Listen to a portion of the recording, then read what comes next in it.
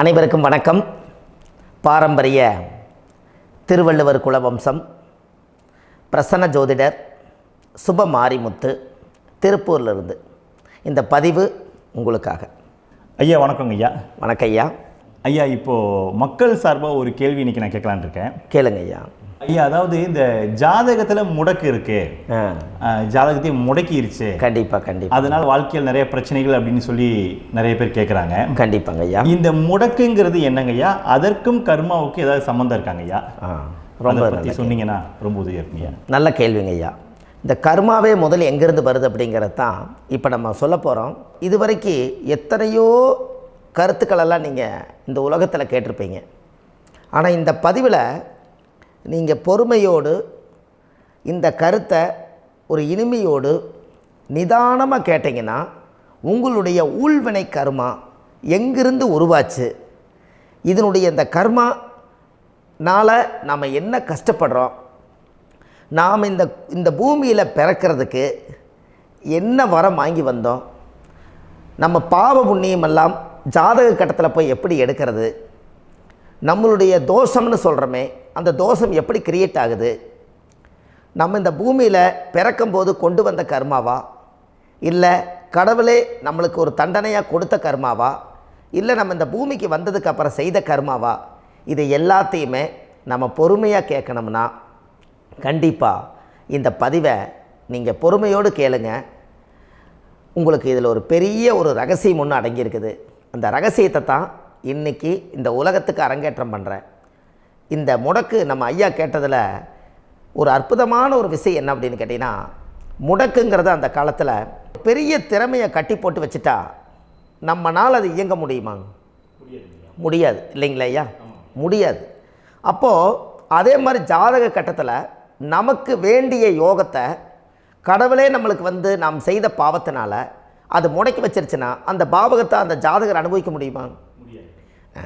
அனுபவிக்க முடியாது. அப்போது அந்த அனுபவிக்க முடியாமல் வெளி உலகத்தில் போய் நம்ம தேடி போன பிறவியில் செய்த பாவத்தை இந்த பிறவியில் நீங்கள் தேடி கண்டுபிடிச்சி வாழ்க்கையில் நீங்கள் எப்போ மேலுக்கு வர்றது? அப்போது அந்த கர்மா 12 ராசி கட்டத்துக்குள்ள 27 நட்சத்திரத்தில் 9 கிரகங்களுக்குள்ள ஒரு பெரிய ஒரு ஆத்துமாத்துமான கர்மா, உங்கள் பூர்வ ஜென்ம கர்மா இதுக்குள்ளே எங்கேயோ ஒரு இடத்துல முடங்கியிருக்குது. இந்த முடக்க மட்டும் உங்கள் ஜாதகத்தில் நீங்கள் கண்டுபிடிச்சிட்டிங்கன்னா ஹைலைட்டாக வாழ்கிறதுக்கு, இந்த உலகத்தில் சுதந்திரமான வாழ்க்கை வாழ்கிறதுக்கு ஒரு மிகப்பெரிய பொக்கிஷம் உங்கள் ஜாதகத்துக்குள்ளேயே இருக்குது. அப்போது அந்த ஜாதகத்துக்குள்ளே நாம் போன பிறவியில் நம்ம கர்மா நாம் என்ன செய்திருப்போன்னு உங்களுக்குள்ளே பெரிய குழப்பம் இருக்கும். என்னங்க ஐயா, நீங்கள் என்ன கர்மா பண்ணிட்டு வந்தீங்க, நாம் போன பிறவியில் நம்ம யாரை ஒரு வதச்சோம், யாரை நம்ம மனசை புண்படுத்தினோம், நம்ம தாத்தாவுக்கு சோறு போட்டோமா, நம்ம பாட்டனுக்கு சோறு போட்டோமா, நம்ம முப்பாட்டனுக்கு சோறு போட்டோமா, நம்ம கொள்ளுப்பாட்டனுக்கு சோறு போட்டோமா, அப்போ நம்ம அப்பாவுக்கு நம்மளை பெற்றவருக்கு நம்ம சாப்பாடு கொடுத்தோமா, இவங்களுக்கெல்லாம் நம்ம சேவை பணிமடைகள் செஞ்சோமா, நம்மளுடைய உறவுகளுக்கெல்லாம் அரவணைச்சு போனோமா, நம்மளுடைய இந்த மாதிரி நாம் இரத்த சம்பந்த உறவுகளை இருந்து தான் இந்த உலகத்துக்கு நம்ம வெளியில் வந்திருப்போம். அப்போது வெளியில் நீங்கள் நிற்கிறீங்க, அப்படியே மேலே போய் பார்த்தீங்கன்னா ஒரு 7 தலைமுறையில் ஒவ்வொருத்தரும் செய்த கர்மாவெல்லாம் நம்ம பிளட்டு ரிலேட்டிவாக இப்போ நீங்கள் கரண்ட்டில் இருக்கிறவங்க கிட்ட தான் டெபாசிட் பண்ணியிருக்கோம். அப்போ இது தெரியாமல் நாம் ஜாதகத்துக்குள்ளே போய் தசாபுத்தி நல்லா தனுங்க இருக்குது, நான் ரொம்ப கஷ்டப்படுறேன், என் ஜாதகத்தில் போய் பார்த்தேன் எல்லா கிரகங்களும் நல்ல வலிமையாக இருக்குன்னு தான் சொன்னாங்க, ஆனால் இன்னும் என்னுடைய கடன் அடையலை, இன்னும் என்னோடய கர்ம தீர்ந்த மாதிரியே தெரியல, எனக்குள்ளே ஒரு தாட்டு என்னமோ நான் ஒரு பின்தங்கின வாழ்க்கையிலே வாழ்ந்துட்டுருக்கேன் அப்படின்னு நீங்கள் சொல்லும்போது, அப்போ இதையெல்லாம் தாண்டி ஒரு கர்மா உங்களுடைய ராசி கட்டத்துக்குள்ளே எங்கேயோ ஒரு பக்கத்தில் ரகசியமாக புதைஞ்சிருக்கு. அப்போது அந்த ரகசியமாக புதைஞ்சிக்கக்கூடிய அந்த முடக்கு தான் இன்றைக்கி இந்த உலகத்துக்குள்ளே நீங்கள் தெரிஞ்சுக்கக்கூடிய விஷயம். அப்போ அந்த முடக்குங்கிறது ஒன்று உண்மை. இந்த உலகத்துக்கு நம்மளை எல்லாத்துலேயும் நல்லா யோசிச்சு பாருங்கள். 12 ராசி கட்டம் இருக்குதுங்களா ஐயா? ஆமாங்க ஐயா. ஆனால் கிரகம் எத்தனை இருக்குதுங்க? 9 தான் இருக்குங்க ஐயா. ஆமாம், 12 ராசிக்கு 12 கட்டத்துக்கு 12 கிரகம் கொடுத்துருக்கலாமல்ல கடவுள். அப்போ ஏன் 3 கட்டத்தை மட்டும் எம்டி பண்ணி மீதி 9 கிரகத்தை வச்சுக்கிறாருன்னா, அப்போ நாம் செய்த 3 தலைமுறை கர்மாவுக்கு அது எந்த கட்டம் பிளாக் ஆகுதோ அந்த கட்டத்துக்குள்ளே ஏதோ ஒரு ரகசியம் இருக்கிறனால தானே எங்கேயோ ஒரு பக்கத்தில் நீங்கள் கண்டிப்பாக கர்மாவில் மாட்டுவீங்கிறது கடவுளே படைச்சு தானே இதை உருவாக்கியிருக்காரு. 12 ராசிக்கு 12 கட்டம் கொடுத்துருந்தா எங்கே நீங்கள் சுற்றி வந்தாலும் ஏதோ ஒரு வீட்டுக்குள்ளே போய் உட்காந்துக்கலாம். ஆனால் ஒரு வீடு சுத்தமாக இருக்குது, ஒரு வீட்டில் 4 கிரகம் இருக்குது, ஒரு வீட்டில் 3 கிரகம் இருக்குது, ஒரு வீட்டில் 5 கிரகம் இருக்குது, ஒரு 3 வீடு 4 வீடு காலியாக இருக்குது. அப்போ எங்கேயோ ஒரு ராசி கட்டத்துக்குள்ளேயே கடவுளுடைய கர்மா விளையாட்டு, அது ரகசிய விளையாட்டு தான். அப்போது இந்த இடத்துல தான் உங்கள் ஜாதகத்தில் முடக்கு இருக்குது. இந்த முடக்கை நீங்கள் எப்படியெல்லாம் அதை ஆராய்ச்சி பண்ணி கண்டுபிடிக்க முடியும் அப்படிங்கிற ஒரு விஷயத்தை தான் இன்றைக்கி நம்ம இந்த உலகத்துக்குள்ளே இதை நுழைக்க போகிறேன். இப்போ அப்பா செய்த பாவம்னு ஒன்று இருக்குமில்லங்க ஐயா, நம்ம அறியாத வயசில் தெரியாதில்ல, அப்பா செய்த பாவம்னு இருக்கும். அப்பாவுடைய சொத்து பிள்ளைக்குத்தானா, அப்பாவுடைய பாவம் பிள்ளைக்குத்தானே, என்னங்க ஐயா? சரி, அப்போ தாத்தா இருக்கிறாரு, தாத்தாவுடைய கர்மா உயிர் எங்கே எழுதி வைக்கிறாருங்க? அப்போது மகனை விட்டுறாரு.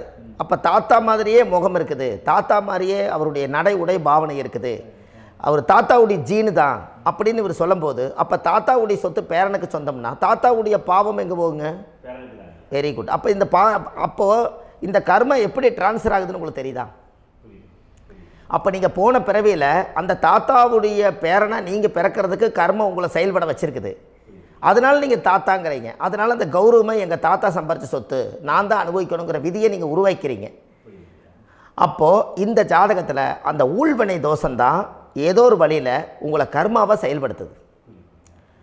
அதனால தான் இந்த ஜாதகத்தில் எந்த ஒரு முடக்கை எடுக்கிறதா இருந்தாலும் சூரியன் என்ற நட்சத்திரம் எதுவோ அந்த நட்சத்திரத்துக்கு எந்த வீடு முடக்காகுதோ அங்கே தான் உங்களுடைய கர்மா ஒளிஞ்சிருக்கும். இதுதான் உங்களுடைய பெரிய ஒரு பொக்கிஷமான ரகசியம்.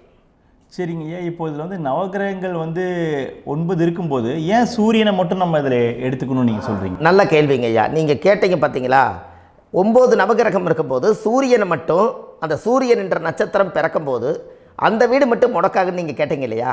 இதுதான் அற்புதமான கேள்வி. ஏன் அப்படின்னு கேட்டிங்கன்னா, சூரியன் அப்பாவோட உயிர் கரு போய் அம்மாவுடைய பனிக்கூடத்தில் கர்ப்பத்தில் வச்சு 10 மாதம் 300 நாள் சுமந்து நீங்கள் இந்த பூமிக்கு வெளியில் வரும்போது நீங்கள் என்ன பாவத்தை இவங்க விதைச்சாங்களோ அந்த கர்மாவை வாங்கிட்டு தான் நீங்கள் வெளியில் பிரசவமாகறீங்க. இதுதானே? அப்போ சூரியன் என்ற நட்சத்திரம், அந்த சூரியனுங்கிறது உயிர் கருவல்லவா, அப்பாவுடைய உயிரணுக்கள் அம்மாவுடைய கருவிக்குள்ளே போய் நாம் குழந்தை வடிவத்தில் இருந்து 300 நாள் பாவ உன்னித்த பதிவில் ஏட்டு எழுதி ஒரு ஜாதகத்தை கையில் கொடுத்து பிறந்த உடனே உங்களுக்கு ஒரு ஏட்டை பெரட்டி நீ இப்படித்தான் விதி, இனிமேல் இப்படித்தான் நீ வாழணும்னு சொல்லி உங்கள் கர்மாவை நீங்கள் கர்மாவோடு தானே வெளியில் பிறக்கிறீங்க. அப்போ சூரியன் என்ற நட்சத்திரம் தானே இந்த உலகத்துக்கு ஒரு பெரிய ஒரு மகத்துவம்.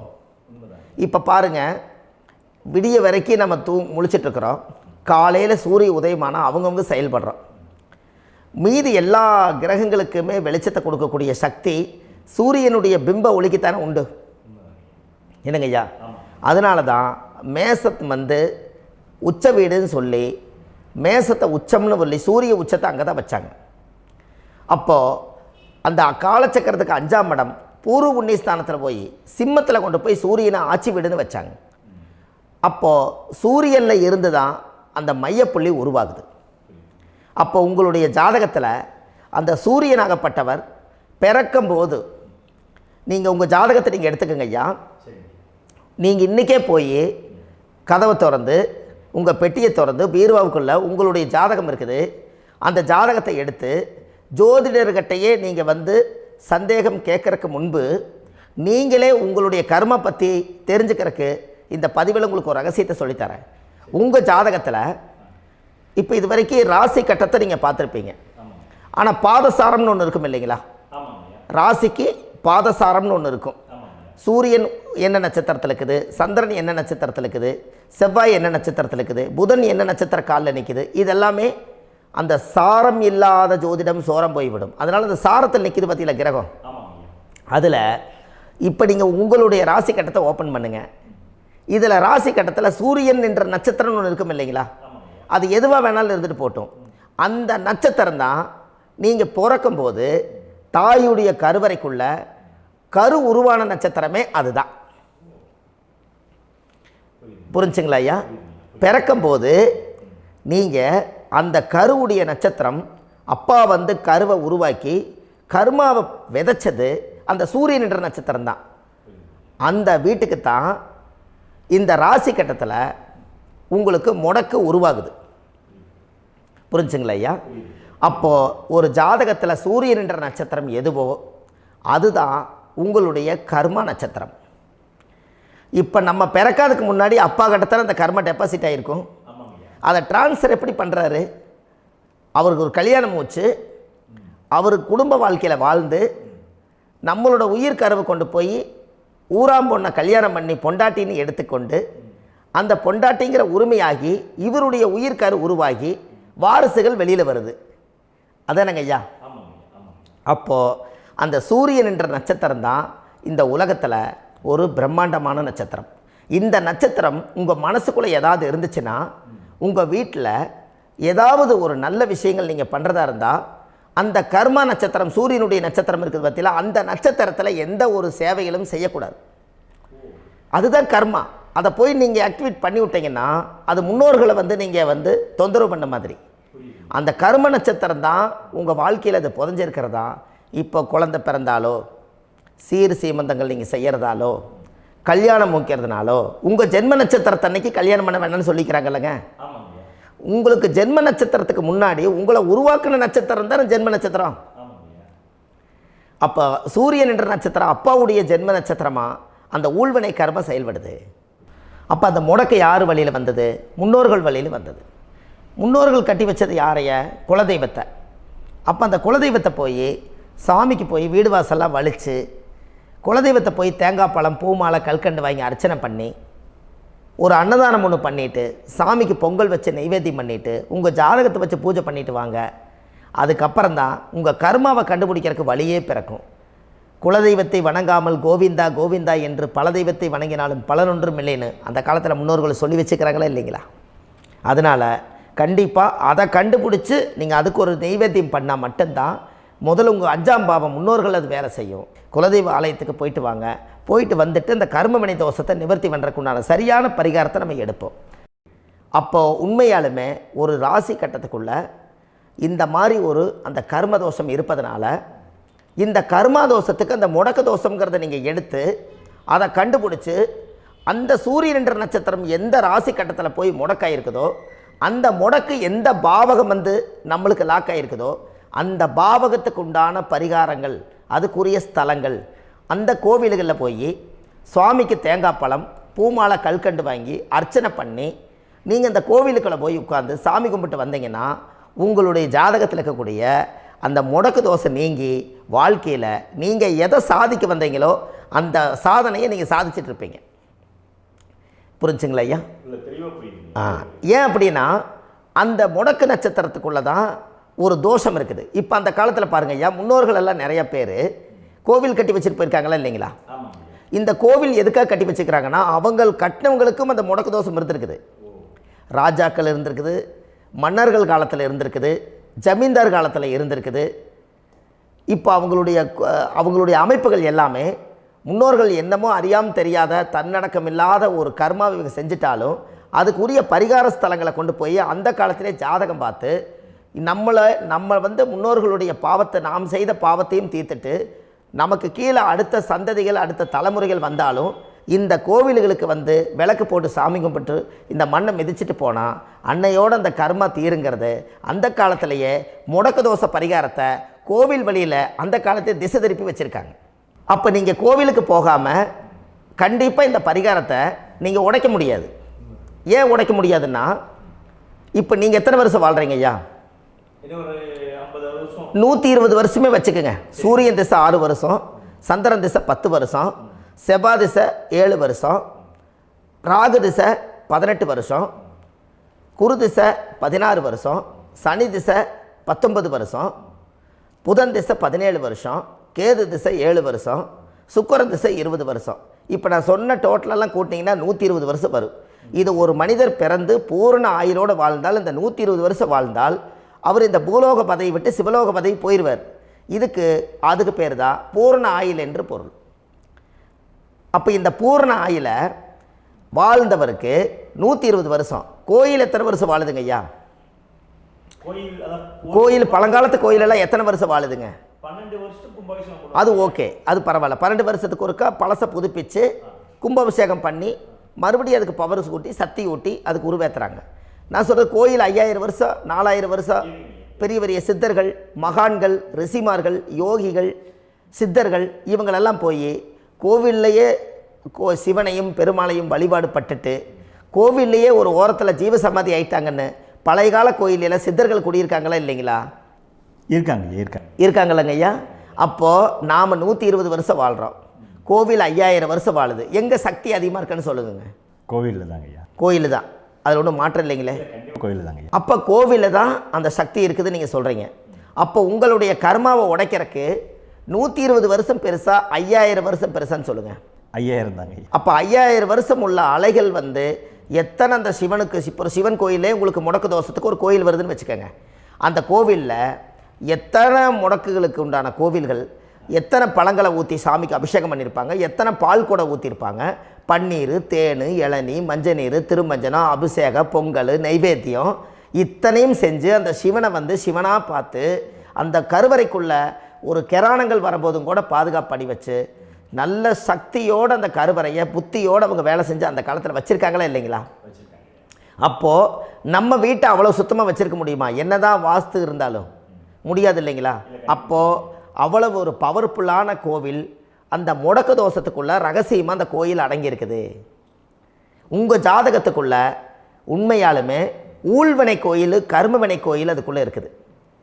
அந்த ஜாதகத்தை கணிச்சு பார்த்தா கரெக்டாக உங்களுடைய ஜாதகத்தில் அப்பாவுடைய கருவறையிலேருந்து உயிர் உருவாகிற நேரத்தில் இருந்து இப்போ வரைக்கும் நீங்கள் கரண்ட்டில் வாழ வரைக்கும் அந்த கர்ம கூட வர்றதை ஒரே ஒரு இடத்துல போனால் மட்டும்தான் விட்டுட்டு வர முடியும். அது எந்த வீடு அப்படின்னு கேட்டால் உங்களுக்கு அப்பாவுடைய கர்மா வழியில் போய் அந்த கோவில் பழையகால கோயில், பழையகால தெய்வங்கள், அந்த கோவில் தான் உங்கள் ஜாதகத்துக்குள்ள ரகசியமாக இருக்கும். அது ஏன் இந்த பதிவில் உங்களால் சொல்ல முடியாது அப்படின்னா, இந்த பதிவில் ஏன் உங்க சொல்ல முடியாதுன்னா உங்கள் ஜாதகம் தெரியாமல் என்ன கோயிலை நீங்கள் சொல்லுவீங்க? இப்போ பொதுவாக ஒரு நட்சத்திரத்துக்கு ஏதோ ஒரு கோவிலை அவங்க சொல்லி நீங்கள் போயிட்டு வர்றீங்கன்னு வச்சுக்கோங்க. ஆனால் அது வேலை செய்யலைன்னா நம்மளுக்கு என்னங்க இவ்வளோ கஷ்டப்பட்டு போய் அதை பலனடையிலேன்னு கேள்வி கேட்டக்கூடாது. உங்கள் ஜாதகத்தை நீங்கள் கொண்டாங்க, உங்கள் டேட் ஆஃப் பர்த் டயத்தை போட்டு ஜாதகத்தை கணிச்சு நீங்கள் சூரியன் என்ற நட்சத்திரத்துக்கு உங்களுடைய கர்மவினை கோவில் யார், உங்களுடைய முடக்கு யார், ஊழ்வனை தோஷத்துக்கு உண்டானவர் யார், தாய் வழி கர்மா யார், தந்தை வழி கர்மா எது, நீங்கள் பிறக்கும்போது வந்த கர்மா என்ன, இது எல்லாம் கணிக்காமல் பொதுவாக ஒரு கோயிலில் போய் நீங்கள் பாட்டுக்கு சாமி கும்பிட்டு வந்தால் பலன் எப்படி கிடைக்கும்? கண்டிப்பாக கிடைக்காதுங்க ஐயா. என்னங்க ஐயா? அது தெரிஞ்சு பண்ணாதான் சரியா? ஒரு டாக்டர்கிட்ட போகிறீங்க, என்னை அப்படியே ஸ்கேன் பண்ணி ஒரே ஒரு மாத்திரை கொடுங்கன்னு கேட்டால் டாக்டர் கொடுப்பாருங்களா? அவர் என்ன பிரச்சனை இருக்குதோ அதை முதல்ல கண்டுபிடிச்சி ஸ்கேன் பண்ணி பார்த்து ரிப்போர்ட் எடுத்து அது மூலியமாக தான் கொஞ்சம் எடுத்து ஐயா உங்களுக்கு இந்த பிரச்சனை, இதுக்கு தீர்வுக்கு இதுக்குண்டான மெடிசன், இது இப்படித்தான் சாப்பிடணும்னு அது முறையாக சொல்லி அந்த உயிர் வாழ வைக்கிறாரு டாக்டர். அவர் ஒரு தெய்வ வடிவத்தில். கரெக்டுங்களா ஐயா? அப்போ உங்களோட கர்மா எங்கே செயல்படுது அப்படின்னா, இந்த முடக்க நீங்கள் இந்த பதிவில் தெரிஞ்சுக்கங்க.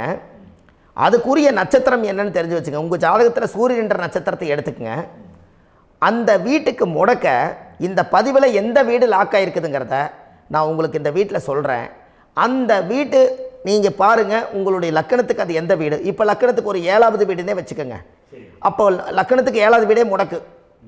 அப்படி ஒரு முடக்கு ஆகிப்போச்சுன்னா ஒரு ஜாதகத்தில் லக்கணம் தான் 1, 7ஆம் இடம்ங்கிறது மனைவி ஸ்தானம். ஒரு ஆணுடைய ஜாதகத்துக்கு 7ஆம் இடம் தான் மனைவி. அவருக்கு நல்ல மனைவி அமையாமல் ஆடம்பரம் இருந்தும் வீடு அரண்மனை மாதிரி இருந்தும் அந்த மனைவியை ஒரு சந்தோஷமாக அவர் அனுபவிக்க முடியாது. புரிஞ்சுங்களா ஐயா? சந்தோஷமாக அனுபவிக்க முடியாது. ஏன் அப்படி? 7ஆம் இடத்துல தான் அவரோட கர்மா உட்கார்ந்துருக்குது. கரெக்டாக சொன்னீங்க. 7ஆம் இடத்துல தான் அந்த கர்மா உட்கார்ந்துருக்குது. அப்போ அந்த 7ஆம் இடத்துல இருக்கக்கூடிய அந்த கர்மா போன பிறவியில் நீ மனைவிக்கு சோறு போடாமல் மனைவியை கட்டி வச்சு அடிக்கிறதும், மனைவியை துன்புறுத்துறதும், அந்த மனைவி இருக்கவே இன்னொரு வாழ்க்கைக்குள்ளே போகிறதும், இங்கே வாழ வேண்டிய தாம்பத்திய சந்தோஷத்தை கொண்டு போய் இன்னொரு இடத்துல கொடுக்கறதும், தெரிஞ்சிருந்தே நம்மளுடைய மனசுக்குள்ளே திருடுத்தனமாக வாழ்கிறதும், இது எல்லா கர்மாவும் போன பிறவியில் நாம் செய்த ஊழ்வினை கர்மா தான் உங்கள் ஜாதகத்தில் 7ஆம் இடம் முடக்கு. அப்போ அந்த 7ஆம் இடம் முடக்கா இருந்துச்சுன்னா கண்டிப்பாக உங்கள் ஜாதகத்தில் நீங்கள் என்ன அனுபவிச்சிட முடியும்? நல்ல நண்பர்கள் கிடைக்க மாட்டாங்க, நல்ல ஒரு பார்ட்னர்ஷிப் அமையாது, நல்ல ஒரு நட்பு வட்டங்களில் எதையும் அனுபவிக்க விடாது, ஒரு அங்கீகாரமான உறவுகளில் போய் நம்ம ஸ்ட்ராங்காக நிற்க முடியாது. 7ஆம் இடம் என்பது தாம்பத்திய வாழ்க்கை, பூர்த்தி இல்லாத வாழ்க்கையாக இருக்கும். இப்படியெல்லாம் அந்த ஜாதகத்தில் ஒரு பொதுவாக ஒரு ஜாதகத்தில் 7ஆம் பாவம் முடக்காயிட்டால் இந்த கர்மாவை அவர் அனுபவிச்சுக்கிட்டே இருப்பார். இது எப்போத்தான் அதுக்கு ஒரு தீர்வு வேணுங்கய்யா? அந்த கோயில் எதுன்னு நீங்கள் கரெக்டாக சொன்னீங்க. இப்போ இது மனிதனால் செயல்படுது. மனிதர்கள் தான் கோயிலை கட்டி வச்சாங்க. தெய்வத்தை விட ஒரு காலத்தில் மனிதர்களுக்கு மகிமை ஜாஸ்தி. ஏன்னா சாதாரண ஒரு மண் பூமியாக இருந்த இடத்த மனிதர்கள் தான் கோயில் கட்டி ஒரு மகிமைப்படுத்தி புண்ணியம் பண்ணி வச்சாங்க. மனிதர்களுக்கு சக்தி அதிகம்தான், ஆனால் பிரபஞ்சத்துக்கு அதை விட சக்தி அதிகம் அல்லவா? ஐயா, நீங்கள் கோவிலுக்கு போய் அந்த கர்மா உடைக்கிறதுக்கு கோவிலில் சக்தி இருக்குது, ரைட்டு. ஆனால் நம்ம வீட்டுக்கும் கோயிலுக்கும் ஒரு மிகப்பெரிய தொடர்பு என்னென்னா, அந்த கோயில் கட்டுறவங்க எல்லாமே பழைய காலத்து கோயிலெல்லாம் பாருங்கள், பஞ்சபூதத்தை வச்சு கட்டியிருப்பாங்க. பஞ்சபூதத்தை வச்சு தான் கட்டுவாங்க கோயில். அது உங்களுக்கு தெரியணும் இல்லைங்களா? பஞ்சபூதம்னா நீர், நெருப்பு, காற்று, பூமி, ஆகாயம். இந்த பஞ்சபூதத்தினுடைய சக்திகள் எல்லாம் ஒரே நேர்கோட்டுக்கு என்னைக்கு வருதோ அன்னைக்கு தான் அந்த கோவிலுடைய பாலக்கால் போட்டு 1000-2000 வருஷம் நிலச்சி நிற்கிறது. காரணம், இந்த பிரபஞ்சத்தில் பஞ்சபூதம் எப்படி நிலச்சி நிற்குதோ அதுபோல் 5000 வருஷம் நிற்கிறதுக்கு அந்த பஞ்சபூத சக்தி வச்சு தான் சாமி சிலையை பிரதிஷ்டை பண்ணி வச்சுருப்பாங்க. அதனால தான் இந்த கோயில்கள் எல்லாம் 5000 வருஷமாயும் எத்தனையோ கிராணங்களை எல்லாம் தப்பிச்சிருக்கிறதுக்கு காரணம். அப்பேற்பட்ட புண்ணிய ஸ்தலம் உங்களுக்கு எதுன்னு தெரியணும் அல்லவா? என்னங்க ஐயா?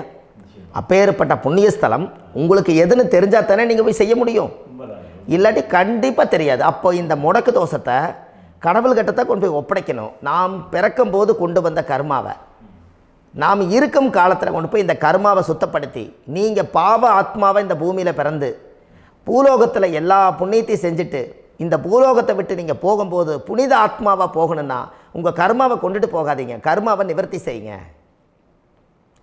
என்னங்க ஐயா?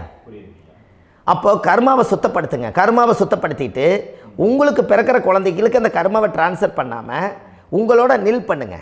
ஒரு உதாரணம் சொல்லட்டுங்களா ஐயா? ஒரு காந்தம் ஒன்று இருக்குது இல்லைங்களா? ஒரு காந்தம்ங்கிறது ஒரு தாத்தாவாக வச்சுக்கோங்க. ஒரு இரும்பை கொண்டு போய் வச்சா ஒட்டு மோட்டாதா? அப்போ ஒட்டுனோடனே காந்தம்ங்கிறது தாத்தா, அவருக்கு பிறந்த வாரிசுக்கு அந்த கர்ம டிரான்ஸ்ஃபர் ஆயிருமா? சரி, இன்னொரு இரும்பை கொண்டு போய் வைங்க, ஒட்டு மோட்டாதா? அப்போ அது பேரனுக்கு வைங்க, பேரனுக்கு வந்துருச்சு அந்த கர்மா. இன்னொரு இரும்பை கொண்டு போய் வைங்க, அந்த காந்தத்துக்கு நேர் இன்னொன்று வைங்க, ஒட்டு மோட்டாதா? அப்போ அதை கொண்டு போய் நம்ம கொள்ளு பேரனுக்கு வைங்க. இப்படியே டிரான்ஸ்ஃபர் ஆகி தலைமுறையாக இந்த கர்மா தொடர்ந்துக்கிட்டே இருக்குது. இந்த இடத்துல கொண்டு போய் காந்தத்துக்கு இரும்பு ஒட்டிகிட்டே இருக்குதுல்ல, இந்த இடத்துல ஒரு மரக்கட்டை செஞ்சு கொண்டு போய் கரெக்டாக வச்சுக்கினே போட்டுமா? அந்த மரக்கட்டையை கொண்டு போய் வைக்கிறவர் யார்? மரக்கட்டை வச்சுட்டு அடுத்த வாரிசு புனிதமாக பிறந்துட்டு அந்த மேலே இருக்கிற கர்மாலாம் இந்த அடுத்த இதுக்கு வராதில்ல. இதுதாங்க ஐயா கர்மா. தொடர்ந்து வரக்கூடிய கர்மாவை அதை நில் பண்ணணுங்கிறதுக்கு பேர் தான் இந்த உதாரணத்தை சொன்னவங்களுக்கு.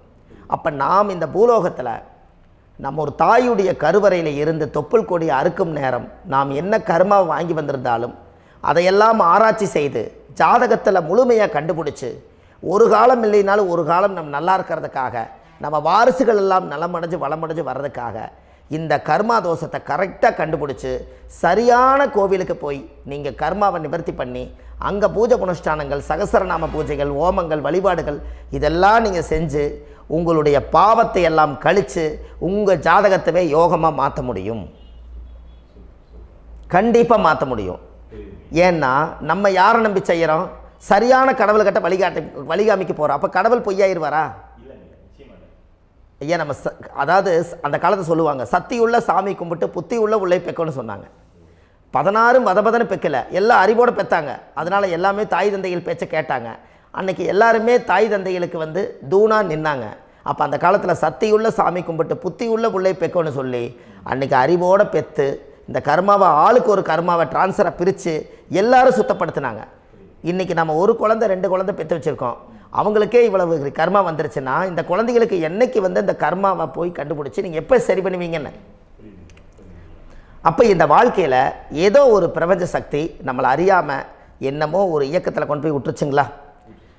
அப்போ இனிமேலாவது இந்த கர்மாவில் இருந்து கண்டிப்பாக நம்ம நிவர்த்தி ஆகணும்னு சொன்னால் இந்த முடக்கு தோஷத்தை யாரெல்லாம் கண்டுபிடிச்சி இந்த ஊழ்வினை கர்மாவில் இருந்து நாம் கருவறையில் சுமக்கும் போது 10 மாதம் நீங்களாம் என்னென்ன நினச்சிருப்பீங்க?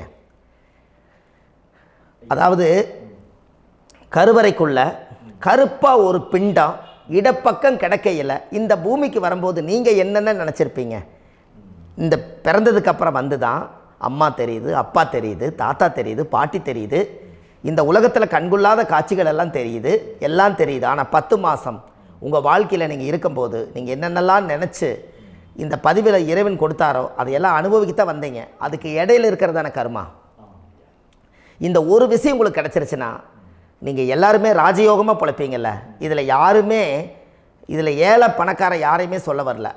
அவங்க பிறக்கும்போது புண்ணியத்தை பொறுத்து தான் போன ஜென்மத்தில் நம்ம என்ன புண்ணியங்கள் பண்ணி வச்சோமோ அந்த புண்ணியத்தில் இன்றைக்கி நல்லா வாழ்கிறாங்க. ஒருத்தர் கேட்டார், என் ஜாதகத்தில்ங்க எங்கூட படித்தவர் இடம் வாங்கிட்டார், வீடு வாசல் கட்டிட்டார், தொழில் பண்ணிட்டார், நல்லா இருக்கார், ஆனால் நான் இன்னும் அப்படியே தான் இருக்கிறேங்கன்னு ஒருத்தர் கேட்டார். அதுக்கு ஒரு கருத்து என்னென்னா, டேட் ஆஃப் பர்த் ஒன்று தான், டைம் ஒன்று தானே வச்சுக்கோங்க. அவங்க அப்பா செஞ்ச புண்ணியம் வேறு, நீங்கள் செஞ்ச பாவங்கள் வேறு. அவர் செஞ்ச புண்ணியத்தினால அவருக்கு எல்லாமே முன்னாடி கிடைக்குது. நீ கர்மாவெல்லாம் கழிச்சிட்டீங்கன்னா பின்னாடி கிடைக்க போகுது. இதில் மற்றவங்களை பற்றி வேற்றுமையாக நினைக்கிறதுல எந்த ஒரு இதுவுமே இல்லை. அப்போ ஒருத்தர் பார்த்து ஒருத்தர் வாழ வேண்டாம்.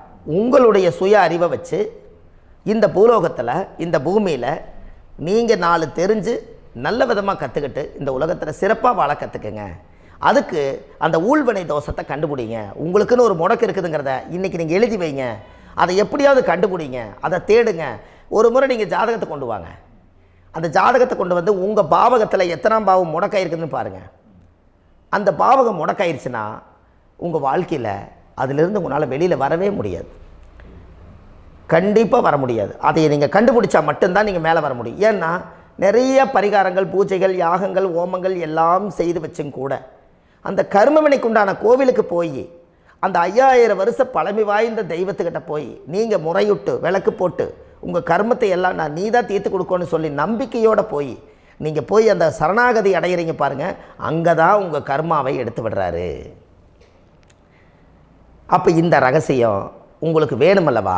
அப்போ உங்கள் ஜாதகத்தில் எங்கே முடங்கி இருக்குது, அதுக்குரிய கோவில்கள் எல்லாம் என்ன, அதுக்கு தான பரிகாரம் என்ன, அதுக்கு நீர் பரிகாரம் என்ன, யாத்திரை பரிகாரங்கள் என்ன, நீங்கள் வீட்டில் இருந்தே செயல்படுத்தக்கூடிய பரிகாரங்கள் என்ன, பரிகாரம் கோவிலுக்கு போய்த்தான் நடக்குமா, இல்லை நாம் வீட்டில் வச்சு வணங்குறதுனால நடக்குமா, நாம் செய்யக்கூடிய தர்ம பரிகாரங்கள் என்ன, தான பரிகாரங்கள் என்ன, இப்படி பல விதமாக இருக்கிறனால உங்கள் ஜாதகத்துக்கு எந்த மாதிரி பரிகாரம் கனெக்ட் ஆகுதுங்கிறது தெரியணும்.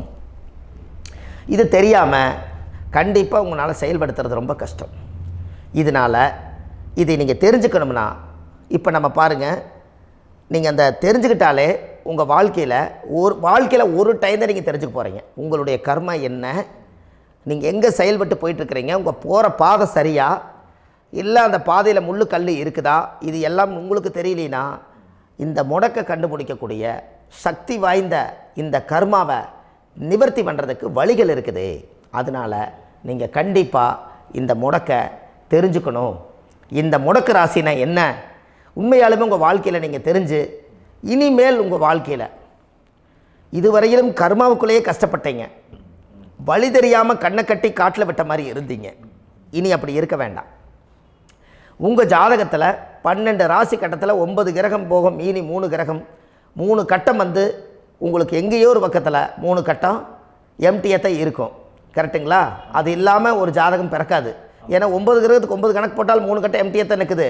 அந்த கட்டத்துக்குள்ளே எந்த நட்சத்திரத்தில், எந்த சாரத்தில், எத்தனாவது டிகிரியில், எத்தனாவது பாதசாரத்தில், எத்தனை வெகுளையில், எத்தனை செகண்டுக்குள்ளே இந்த கர்மா உள்ளே புகுந்து உங்களை செயல்படுத்துதுங்கிறத கண்டிப்பாக உங்கள் ஜாதகத்தை கொடுங்க, பார்த்து இந்த விஷயத்தை சொல்கிறேன். நீங்கள் அந்த இடத்துக்கு போய் நிவர்த்தி பண்ணிவிட்டு உங்கள் வாழ்க்கையில் கொஞ்சம் காலம் வாழ போகிறீங்க.